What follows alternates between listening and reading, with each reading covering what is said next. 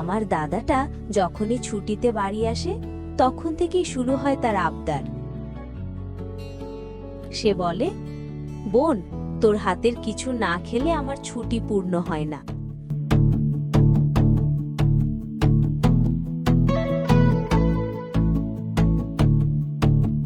ছোটবেলা থেকে ওর একটা পছন্দের খাবার আছে, কুলি পিঠা। শীত হোক বা গরম, সুযোগ পেলেই বলবে, আজ কুলি পিঠা বানাস না? এইবারও তাই হলো। বাড়িতে ঢুকেই প্রথম প্রশ্ন, কুলি পিঠা বানাবি তো? আমি একটু মজা করে বললাম, এত সহজে পাবি নাকি? কিন্তু দাদার হাসি আর আবদারের কাছে তো আমি হার মানি সবসময়। তাই আজ বানাচ্ছি ওর প্রিয় কুলি পিঠা।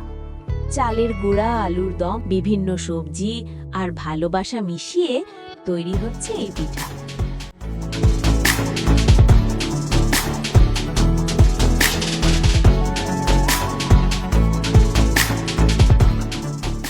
রান্নাঘরে কাজ করছি আমি, আর পাশেই দাঁড়িয়ে আমার দাদা ভিডিও করছে, যেন সবাই দেখে তার বোনের হাতের স্বাদ। আসলে ভাই বোনের সম্পর্কটাই এমন, ঝগড়া আছে, মজা আছে, আবার অনেক ভালোবাসাও আছে। দাদা বাড়ি এলে ঘরটা যেন আরো জমে ওঠে। আজকের এই কুলি পিঠা শুধু একটা রান্না না, এটা আমাদের ছোটবেলার স্মৃতি, আমাদের ভালোবাসা।